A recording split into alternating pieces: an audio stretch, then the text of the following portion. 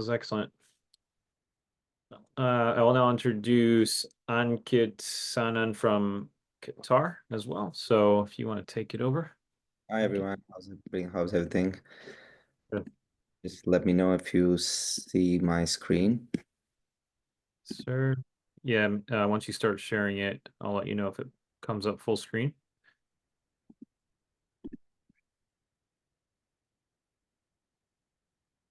How about now? Perfect. Thank you. All right, wonderful. Hi guys, morning, afternoon, wherever you're sitting from the world. I'm Ankit Sanan. I've taken the liberty to actually share both Qatar and India. Being Ratandeep not there, so I think I'll fill in a bit for India at this time. Since I do stay in Qatar most of my time, though, and visit India about 10 to 12 days a month. A bit of background. I've been a pilot for the last 19 years with the airliners, held key roles, and have been introduced to the AAM framework and had made some good friends sitting in various companies in the last couple of years. So that brought me close to this space, and I'll share a bit of more insights of what Qatar and India are doing. Though, of course, just a disclaimer, whatever I share over here is my opinion and what is mostly available in the public domain. So please don't construe otherwise. Milestones in Qatar. So Qatar, even though I think they are a bit behind UAE or Saudi in their race or to embrace advanced air mobility, they seem to have announced that they will start electric air taxi testings and cargo drones in early 2025. Implement strategies in developing and operating an integrated mobile mobility ecosystem in Qatar. The ministry itself has applied or sought for approvals for trials with the relevant Qatari bodies, and they are enhancing the entire public transit system in sync with the advanced air mobility, which is a mission that they want to serve with the third Qatar National Development Strategy, NDS3. Furthermore, with the business end of things, the Qatar Investment Authority and the Qatar Sovereign Fund is one of the biggest investors in Beta Technologies out of US, which I'm sure you're aware they made funding of 300 million. So you could probably expect Beta to be amongst the early ones hitting the skies in Qatar. Getting to India, a bit of updates over there, especially with the forum right now taking place and concluding today. Indian OEMs are stepping up the game. They have receiving some amount of sizable amount of funding. Some prominent OEMs are Blue Jay Aero, E-Plane AI, Sarla. They're all looking at aircrafts launch onwards from 2027 and 2028, depending on the variants that they're launching. E-Plane AI amongst, I think, is a front runner in this race with getting a TGCA or the Indian CA certification for design. At least their application has been accepted for the aircraft. That just happened 2 days back. Also, more announcements came yesterday with Eve vector management software being adopted by Jet Set Go, in addition to Blade, which was already a client in the past. Over 400 plus VTOLs are on order with Blade, which is Hunch Mobility, Jet Set Go, Archer, Interglobe, partnership. And the Indian CA itself is also pushing the advancement of the technology because of the excitement that the whole country is showing towards it. With a lot of regulatory framework being published, at least the preliminary circulars are out for vertiport certification for vertiport operators and also for VTOL certifications for the OEMs. Drone technology as such is being already under several commercial pilot projects on routes and serving both agricultural space and mail services. The Bharat Mobility Summit, of course, is a testament to India's commitment towards this space and is very pro business and in vision with the global motivations of what the AMs and its advantages present. Moving on, the public sentiment. Public sentiment is, of course, quite positive, though it's primarily because of the buzz that's been created around by the OEMs and also by the media houses, which are singing really nice songs about advanced air mobility. So that's a very positive framework that most of the common public take ahead, or even the government bodies, because they feel that it's something that they should not be missing out.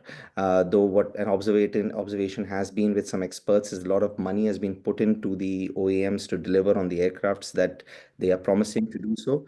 Having said that, most of the founders and investors who are the early investors in such projects have kind of underestimated the cost that they actually project to get an aircraft certified. I'm over here. I'm particularly talking to VTOLs and the passenger versions and the cargo versions, which are going to be used at commercial scales, not the drones, which are much, I would say, lesser financial impact in certification or at least development. So that's the reason most of the investors or the founders are losing path in between, and we're running into some sort of a situation which we saw with Lilium in the past, and some financial situation with with Volocopter as well.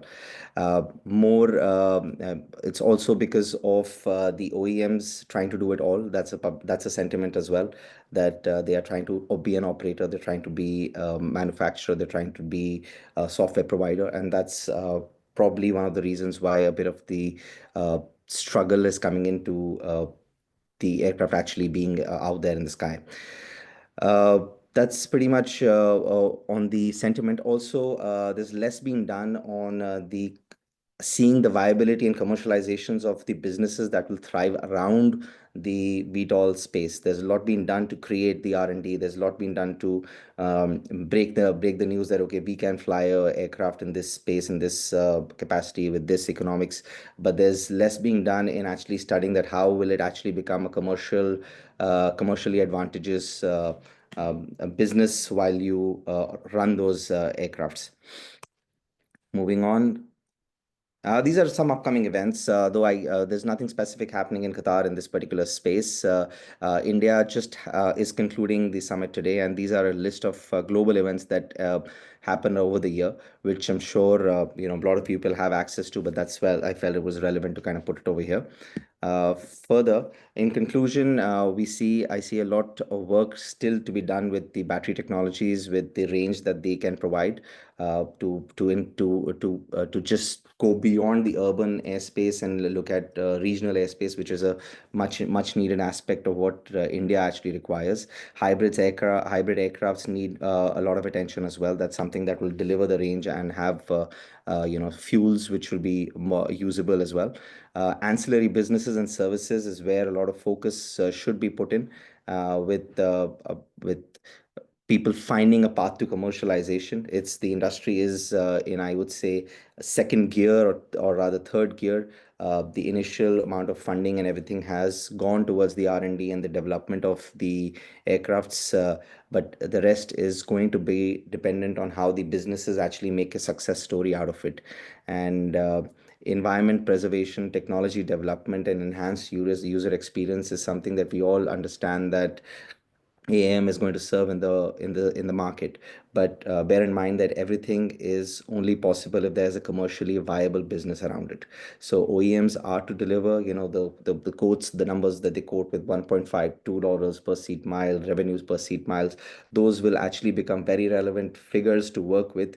The OEMs should have laser sharp focus and not try to just do it all. Air operations is a very different ball game.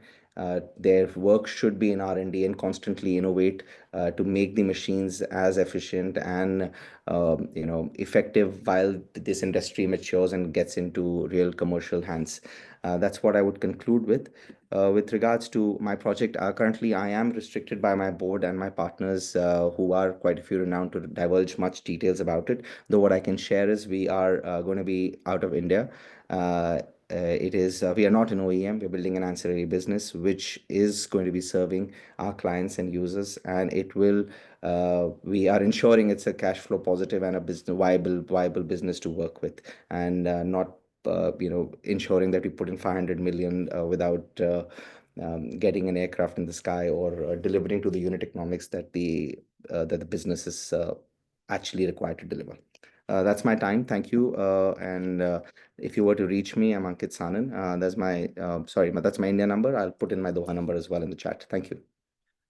Right on, Ankit. Thank you so much. Really appreciate it. With that, everyone, we are going to take a